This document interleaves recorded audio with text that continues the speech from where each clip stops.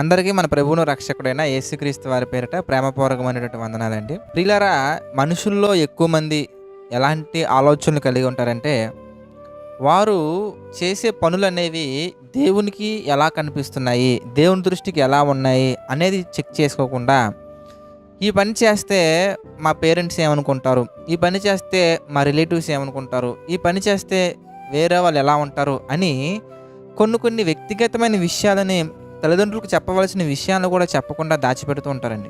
కొన్ని కుటుంబంతో పంచుకోవాల్సిన విషయాలు కూడా పంచుకోకుండా దాచిపెడుతూ ఉంటారండి. ఇంకొంతమంది అయితే ప్రియులారా, అమ్మో నేను ఈ వర్క్ చేస్తున్నాను, లేదంటే నాకు ఈ ప్రాబ్లం ఉందని మా డాక్టర్ గారికి తెలిస్తే వాళ్ళు ఏమనుకుంటారో ఏంటో అని కొన్ని ప్రాబ్లమ్స్ని కూడా దాచుకున్నటువంటి కొంతమంది మనకు కనబడుతుంటారండి. అలాంటిది ఒక సంఘటన నేను ఈ మధ్య కాలంలో చూశాను ప్రియులారా.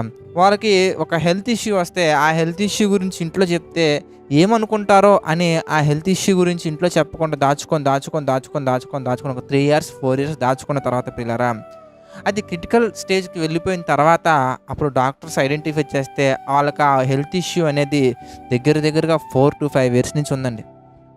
చెప్పకపోవటం వల్ల చాలా మరణకరమైనటువంటి పరిస్థితికి దారితీసింది. ఎందుకు చెప్పలేదని అడిగితే వాళ్ళు చెప్పే సమాధానం ఏంటంటే, చెప్తే మీరు ఏమనుకుంటారో అని నేను చెప్పలేదు అని అంటున్నారండి.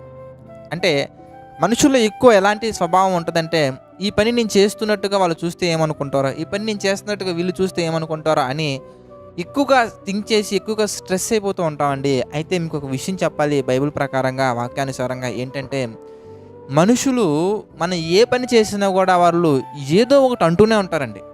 మనం నవ్వకుండా జస్ట్ లైక్ దట్గా మన పని మనం చేసుకుంటూ వెళ్ళిపోతున్నాం అనుకోండి, వీడేంట్రా ఎవరిలో కలవడా, ఎందుకు ఇలా ఉన్నాడు అంటారండి.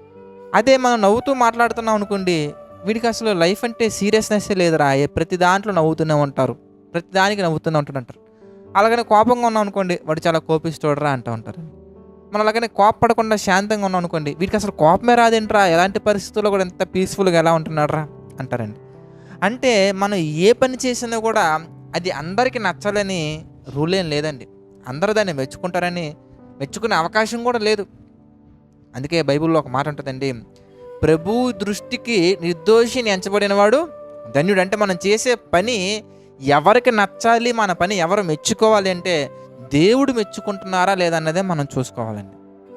అందుకే నేను జేసీఎంస్లో కూడా ఒక మంచి సినారియో, నేను చిన్నప్పుడు చదువుకున్నటువంటి ఒక సినారియో నేను యాడ్ చేయడం జరిగింది. ఏంటంటే అది మనం గమనించినట్లయితే ఒక గాడిద మీద వెళ్తూ ఉంటారండి. ఒక భార్యాభర్త వెళ్తూ ఉన్నప్పుడు, వీడేంట్రా మోగ జంతువు మీద ఇద్దరిని ఎక్కి వెళ్తున్నారు, ఇది అసలు మనిషేనా అని తిడతారండి.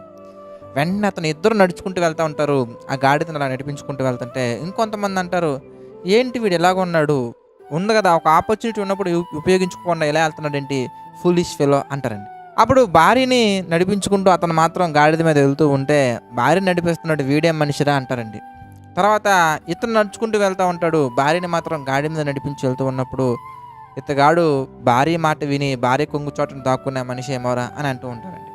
చూసారా, అంటే ఇతను ఏ పని చేసినా కూడా దాని నుంచి నెగిటివ్ కామెంట్స్ అనేవి మనకు వస్తూనే ఉంటాయండి. మనం ఏ పని చేసినా కూడా నెగిటివ్ కామెంట్స్ అనేవి కన్ఫామ్గా తప్పకుండా సొసైటీ నుంచి వస్తాయి.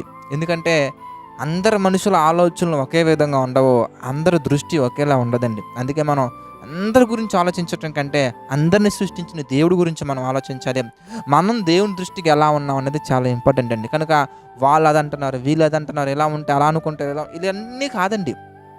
మనం దేవుని చిత్త ప్రకారం ఉంటున్నామా లేదా, దేవుని దృష్టికి అనుకూలంగా ఉంటున్నామా లేదా అనేది మాత్రమే మనం చూసుకోవాలి my dear brothers and sisters. అలా కాకుండా ఎవరి గురించి ఆలోచించి ఏదేదో అంటున్నారని మనం ఊహించుకొని ఇలా అంటారే మనం స్ట్రెస్ అవటం వల్ల మనకే చాలా నష్టాలు జరుగుతూ ఉంటాయండి. మనకే కాదండి, మనం యేసుక్రీస్తు వారు ఈ భూమి మీద ఉన్నప్పుడు ఆయనకు కూడా అనేక రకాల మాటలు వచ్చాయండి. వాటిలో ఒక సందర్భాన్ని మనం చూద్దాం ప్రియులారా. మత్తయి సువార్త మనం చూస్తే 11వ అధ్యాయం 18వ వచనం మనం చూద్దామండి. 18వ వచనం మనం చూస్తే, యోహాను తినకయు త్రాగకయు వచ్చెను గనుక వీడు దెయ్యం పట్టిన వాడని వారు అనుచున్నారు. ఆయన యోహాను గారు ఏమి తినకుండా ఏమి త్రాగకుండా ఆయన వెళ్తున్నప్పుడు ఆయన చూసి వీడు దెయ్యం పట్టిన వారు అనుకున్నారంటండి. అయితే యేసుక్రీస్తు వారి గురించి అంటున్నారు. ఆయన 19వ వచనం మనం చూస్తే, మనిషి కుమారుడు తినుచు త్రాగుచు వచ్చెను గనక ఇదిగో వీడు తిండిబోతును మద్యపానీయు సుంకరులకును పాపులకును స్నేహితుడిని వారు అనుచున్నారు. చూసారా, యేసుక్రీస్తు వారు తినుచు త్రాగుచు అందరిని చక్కగా పలకరించుకుంటూ ప్రతి ఒక్కరిని దగ్గరికి తీసుకుంటూ పాపాన్ని ద్వేషించి పాపులను ప్రేమించి వారిని మంచి మార్గంలో నడిపించడానికి ఆయన వెళ్తూ ఉంటే దెయ్యం పట్టినవాడు అని యోహాను గారు అన్నారు. పాపులకు స్నేహితుడు, మద్యపాని, తిండిపోతని యేసుప్రభు వారిని అన్నారు. అయితే యేసుప్రభు వారు చెప్పే సమాధానం ఏంటంటే, అయినను అలా అన్నప్పటికీ జ్ఞానమని దాని క్రియలను బట్టి తీర్పు పొందుదును నేను. అంటే మనం మంచి వాళ్ళమా కాదనేది మన పనులను బట్టి ఫైనల్ జడ్జిమెంట్ అనేది దేవుడు ఇస్తారు. కానీ ప్రియులారా, వీళ్ళు ఇచ్చేది ఫైనల్ జడ్జిమెంట్ కాదు, వాళ్ళు ఇచ్చేది ఫైనల్ తీర్పు కాదండి. కనుక మనం ఎలా ఉండాలి అంటే, మూర్ఖులకు ఈ తరానికి, అందుకని మంచి పేరు పెడతారండి. ఎందుకంటే ఈ తరం వారందరూ ఎలా ఉంటారంటే మూర్ఖులు. వాళ్ళు ఏ పరిస్థితుల్లో అలా మాట్లాడుతున్నారు, ఏ పరిస్థితుల్లో అలా చేస్తున్నారు, ఏంటి ఇవేం ఆలోచించరండి. వాళ్ళు దేవుని చిత్త ప్రకారంగా అసలు ఆలోచించరండి. అసలు ఆలోచించినటువంటి మనుషుల గురించి ఆయన మాట్లాడుతున్నారు. దేవుని ఉద్దేశాల గురించి ఆలోచించకుండా మాట్లాడే ప్రతి ఒక్కరి గురించి ఆయన మాట్లాడే మాట ఏంటంటే మూర్ఖులు అంటున్నారండి. అంటే మూర్ఖులకి ఈ తరము వారికి మనం ఎలా ఉండాలంటే వేరుగా ఉండి రక్షణ పొందాలి. అంతేగాని అందరి మాటలు పట్టించుకొని అన్ని హృదయంలో ఉంచుకొని అంత వేదనకరంగా మన హృదయాన్ని మార్చుకొని కృంగిపోయి మనం బ్రతకాల్సిన అవసరం లేదండి. దేవుడు మనకి ఏం చెప్పారో వాటి ప్రకారం నడుచుకుంటూ వెళ్తే కనుక అన్నీ సవ్యంగానే ఉంటాయి. ప్రారంభంలో కష్టంగా ఉన్నా కానీ వెళ్ళే కొద్దీ మనకేం కావాలో మన తండ్రికి తెలుసు కనుక ప్రతి ఒక్కరు కూడా మన కాళ్ళ దగ్గర తీసుకొచ్చే విధంగా ఆయన మన జీవితాన్ని ముందుగా మెరుగుపరుస్తారు, మంచిగా ఉంచుతారు. ప్రార్థన చేసుకుందామండి.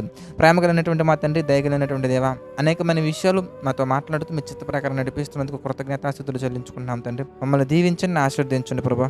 మీ చిత్త ప్రకారంగా స్థిరపరచండి తండ్రి. అనేకమైన విషయాలు మాకు తెలియజేసి మీ చిత్త ప్రకారం నడిపిస్తున్నందుకు మరొకసారి కృతజ్ఞతాస్తుతులు చెల్లించుకుంటున్నాను తండ్రి. దేవా, ఆర్థిక, ఆరోగ్య, మానసిక పరిస్థితులు కృంగిన ప్రతి ఒక్కరిని మీరు జ్ఞాపకం చేసుకోండి, బలపరచండి, స్థిరపరచండి తండ్రి.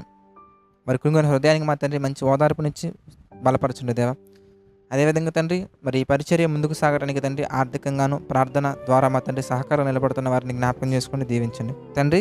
నమ్మకంగా యథార్థంగా పరిచర్య చేస్తున్న వారిని కూడా మా తండ్రి మీరు దీవించండి, బలపరచండి. సమస్త మహిమ, ఘనత, ప్రభావాలు మీకే చెల్లించుకుంటూ ప్రతిదీ మీ చిత్త ప్రకారంగా జరిగించమని వేడుకుంటూ మా ప్రభువును రక్షకుడైన యేసుక్రీస్తు వారి పేరిట ప్రార్థన వేడుకుంటున్నాం తండ్రి. ఆమెన్.